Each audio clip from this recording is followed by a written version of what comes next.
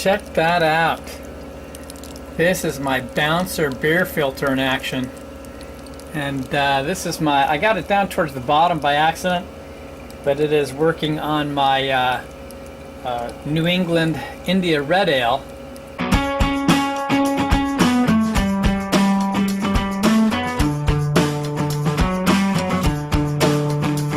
Homebrew coming at ya. Happy Homebrew Wednesday, everybody. Today, we're going to talk about things people have asked about. They've been asking about meads, and they've been asking about my NEIRA. That's right. So get ready for that. We're going to cover the New England India Red Ale, and we're going to actually drink some of the peach mead and talk about the other one, right? The other special mead. That's right, fig mead. All right, here we go. I didn't move forward in the rounds. I'll tell you that much. I won't give you my number, but as far as round one with the SJ Pour Challenge, I did not move forward. I wasn't all that confident in that beer, and I congratulate those who did. But my round two beer, I'm just kind of digging on it, you know? That was this New England India Red Ale.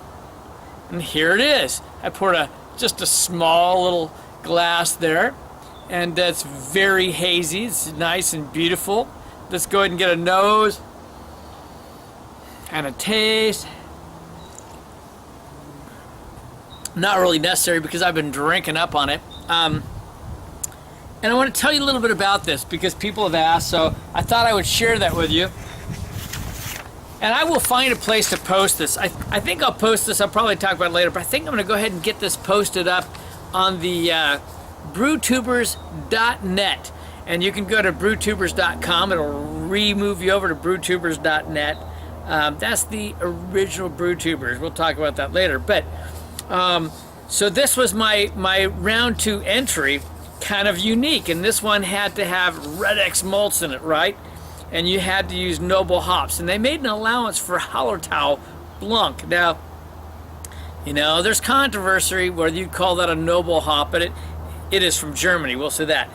But since it was allowed, I used it. So I'll just tell you what I used. I won't go through quantities. So it was made with 2-row, then Red X, of course, oats, flaked wheat, carafoam, and honey malt. The Gambrinus honey malt were my malts in this. I did put some calcium chloride in there. I used rice hulls in it as well because of all the flaked oats and flaked wheat. I wanted to make sure that you didn't get a stuck sparge, right? And then, but for the hops, I was very limited. So for the bittering hop that went in at 30 minutes, I used Hallertau Mittelfrühen. I planned really only to put in a 1/4 of an ounce, but it's such a low, such a low alpha acid on that. I decided, what the hell? I put it up to 3/4 of an ounce, and it's good. It's good. I might have decided to go with. I think going up was a good idea. Maybe a 1/2 ounce would have been better, but it was just fine. And then everything else from there was all Hallertau Blanc. I'm digging on it. So my sons are my real test here, right? And Christian, of course, but my stepson, Thomas. So Thomas comes over, and he has some. I pour him a small glass. I'm not sure he's going to like it. He's like, oh, yeah. Okay, well, it's okay. You know. Of course, a little bit later, he goes, is it okay if I have some more? And now he goes and pours himself a big pint, right? And Christian's like, that's not bad. You know, you've made better. He kept refilling all night when he came over. And I keep refilling myself. It has really grown on me. I wouldn't encourage doing all Hallertau Blanc, but I tell you what, this is a fun hop. It's a really wonderful hop. So if you haven't tried that, I would suggest you experiment with it. It's really good, and this is good. I will get this posted up. I might put a link to that. Maybe, like I say, I'll put that up on brewtubers.net. A good way to go. So cheers. I'm going to drink a little more of this, and then we're going to talk about meads. That's right. So I had 4 ounces of Hallertau Blanc going in, at 5 minutes. 4 ounces, that's right. And I had 3 ounces going into the whirlpool. And then I dry hopped 3 days in, or 4 days in, with 4 ounces of Hallertau Blanc again. and then 3 days after, then 3 more days of dry hopping with 3 ounces of Hallertau Blanc. That's a lot of Hallertau Blanc, okay? That's what I'm saying. Now, I don't recommend going that way. I don't. However, it's drinking nice. I just thought it was going to be a bust. I didn't care. But Hallertau Blanc brings in certain characteristics. I don't have my list in front of me, but off the top of my head, it brings in grapefruit. It brings in grape, like white grape. It brings in grassy characters. And there was something else it brings in that they named. But those are the 3 that really just surged to the top. Okay, I brought this up earlier, but this is BrewTubers, okay? The original BrewTubers.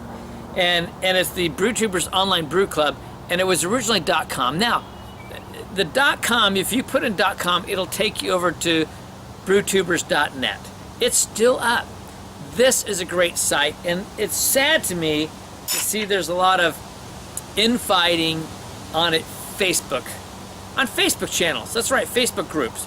There's now a BrewTubers, the original BrewTubers, and there's the official BrewTubers. Neither of them are original.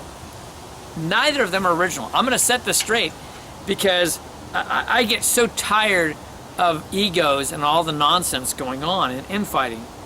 BrewTubers is all over the place. It's just go to Instagram, put in hashtag BrewTubers, see how many things pop up. From beer reviewers to brewers and all kinds of things, they refer to BrewTubers. Anyone that puts up stuff on YouTube. And that name was come up by a guy named Sean, Maxim Avs. He doesn't post anymore. He's the most genuine, wonderful guy you want to know. And BrewTubers was created, and the website's created by Gary, main brew guy, well respected in the community. I was a founding father. I'm just lucky to have been there. That's all. That's all I have to say about that. And even a guy named Hockey Player, if you remember that name, was part of that at that time. These are people that were there at the beginning. They started the name, and there were people before them that created the community. The people that have these Facebook channels, they didn't create the community. They're just facilitators. That's all they do.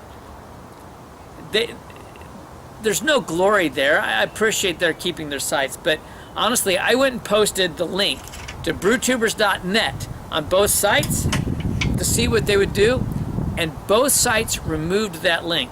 And to me, that says they're not interested in community. They want people on their site and only focused on their site, and that has nothing to do with community.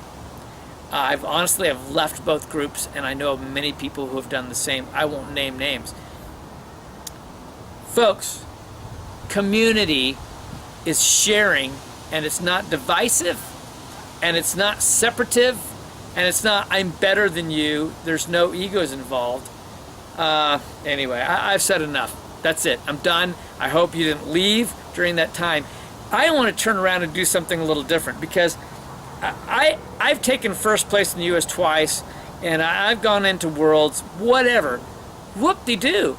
I'm fortunate and I'm lucky because I think I'm surrounded by amazing, amazing brewers. And I want to do a little shout out and name a few of them, okay? Just a few. I'm going to go out of the United States first because one guy that I just appreciate so much, and he just keeps journeying on. He doesn't even know who he is probably, but it's Grant Baker. I love Grant Baker. Grant Baker is one of the highest people on my list of people that I would like to meet. I was fortunate to meet Chris, otherwise known as Harry Brew 69 some years ago, and had an amazing time with him. Grant Baker is the highest on my hit list because I've met so many in the U.S. that I've wanted to meet. I got to meet others in the U.K. Well, one other one. I even got to meet Uncle Jono when I was in the U.K. I mean, He was sick, he was not well, and he took my wife Barbara and I, Kalu Barb, that's right, for a tour around London. I mean, these are genuine good people. And then we went on to do Homebrew Wednesdays, and I got to meet just a slew of people in person in Philadelphia and then out here in Portland. And these aren't online relationships. These are relationships that have stuck, and these are people that I text with daily. And I'm not exaggerating. I've got a core group of these guys, and we chat daily. You can form some amazing relationships, meet with other brew tubers. I want to name a few people that I admire highly. Here's one that I've actually met. I'll name him right away. Nate Pico. That's right. And of course, I've met his father too. That's right, Brad. I love these guys. They are just dear to me. Nate is just a busy guy who's got young kids. I don't know how he even does any of this stuff. And Nate, for me, he's kind of an all-around. He knows a lot of stuff, but he's the Saison guy. That's right. He's the Saison guy. One of the guys that I have a lot of respect for, I haven't seen as much chat from just recently, but that's Ryan Lewis. Ryan Lewis, I can't think of his channel name. Don't ask me to. Ryan Lewis he's Hayes Nation. That's right. He is the New England IPA man. He made one of them. I wish I could have tried with cantaloupe. Okay, I'll just stop there. And oh yeah, well, there was a little bit of milkiness to that. It was like a milk stout, but it was a milk NE IPA with cantaloupe. And then there's guys like Andrew Cooper. I haven't heard as much from Andrew Cooper recently either. Andrew is just the sours dude. I mean, he does some great stuff. And Andrew is just a genuinely nice guy. Mike Dean, who I got to meet in Philadelphia. Mike, and I've had some of his beers, and Mike is the multi-beer king, and he is a precision guy, although he did have this one point where he was doing something wrong with his amazing brew system, and he figured it out. I had to laugh about that one, Mike. That was pretty funny. But he's using it right, and Mike's just an amazing guy, fantastic guy, genuine person, real patriot kind of guy. Love Mike. And two other guys I'm going to name real quick from that level of guys that I just dig on is Josh Sikor and Dan DeSletz. Now those two, I just lumped them together. I know I did that, I know. But you know why?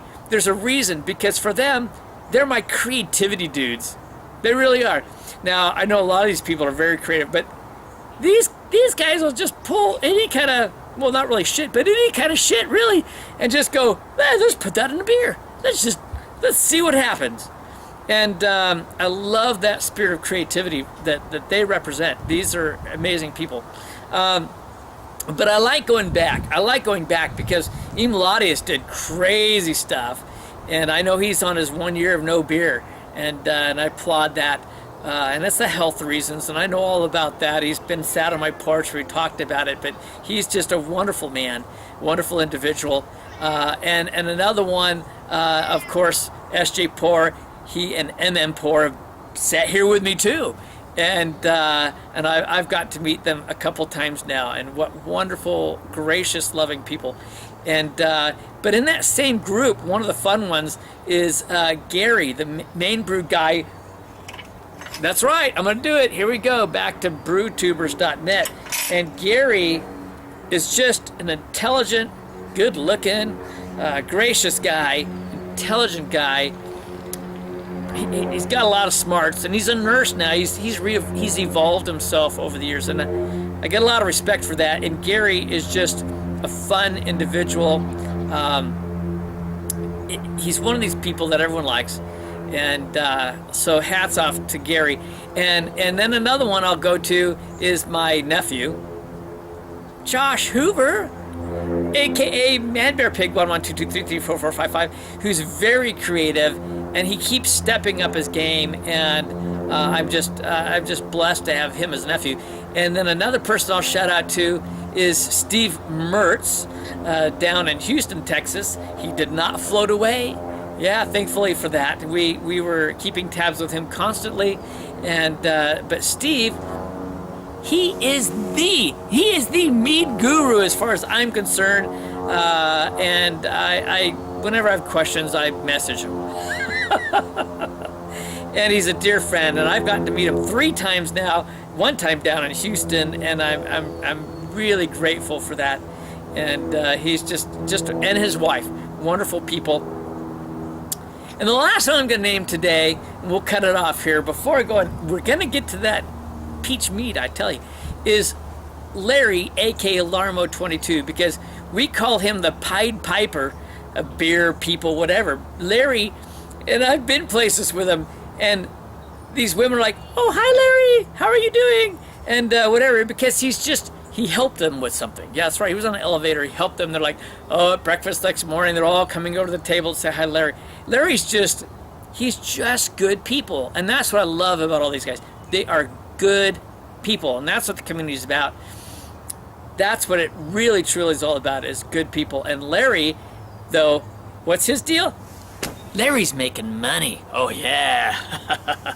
Larry's won some local competitions, some local brewery. He keeps making some of his beers, and they've been making his New Zealand IPA, and he gets like, some change per pint, and he's got some, I won't talk dollars, but he's got some nice checks out of that, and he's going to keep competing in competitions. He's been doing well in competitions, even at the national level. He's done really well. Very proud of Larry, proud to call him my friend, and he's just a very genuine person. So there's my shout outs for today. Shout outs! All right, it's time to get into the peach mead. All right, this one really, if you are in the mead competition, sorry, it's time to cut out, and you have to say goodbye, because you're going to drink my mead later. It's probably not going to be a winning mead, but you can come back and watch this video later. We're going to get this opened up. All right, I like still meads, and I like them back sweetened. Although I'm going to be trying something new in the very, very near future. Okay? All right, let's see how this looks. First of all, it's clear. Yes, it is. It's clear. All right, let's talk a little bit about what we did. This thing's, like a 1.5 years old, something like that. I have to go back and look at my dates. Actually, I might have it. It was, well, all right. I bottled it recently. It was 21 months old, okay? 21 months. And I made some mistakes along the way. So I don't have any problem telling you about my mistakes. Like I said, there are people that are much more technical than I am. I'm more on the creative side. I was lazy. What can I tell you? I was just freaking lazy. And I want to tell you this because I want you to make mead, and I want you to not be lazy like Kevin. That's right. So when I made this, I did rack it over at the beginning. What I needed to be doing was, I ran out of bottles actually, but I needed to be racking over periodically because stuff will collect down on the bottom. You don't want it to sit there a long time. You want to rack off of that, and because what happened is some of those flavors were filtering up into the mead. Now, given time, I understand. A lot of time, you can get rid of that, okay? So don't be lazy. When you see stuff accumulating down the bottom, when you've done melomels, particularly, right? Rack off of it, let it clear up again. And I now have more 3-gallon carboys, glass carboys for that. So I can do that now. But so here we go. Now, I will tell you briefly before I get too far into this one, yes, I have the fig mead. The fig mead right now tastes like a liqueur. I've killed off the yeast and I've back sweetened it, but it needs time, and we're gonna have to play with that one. We'll see where it goes. So we're back to the peach. So what I did was a little interesting with the peach mead. I back sweetened it, not just with honey, but I went and got some canned, and made sure it didn't have preservatives, but I got some canned peaches, some clean canned peaches, and I took strained off the juice from 2 cans, didn't get all of it, but of 2 cans of peaches, along with some honey to back sweeten, because I wanted to add more peach flavor into it. I don't know if people do that normally. It's just something I tried. So I haven't tasted this since I bottled it. So here we go. I'm actually getting honey and a bit of peach, but I would almost think I got cinnamon or something. No, it's probably those off scents because I was lazy. All right, we're gonna jump in.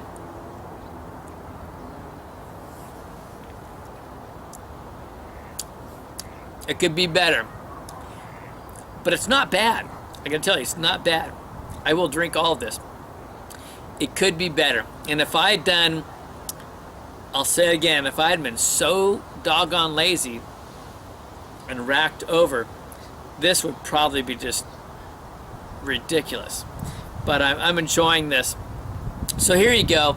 It has the off taste though right now at this point comes off like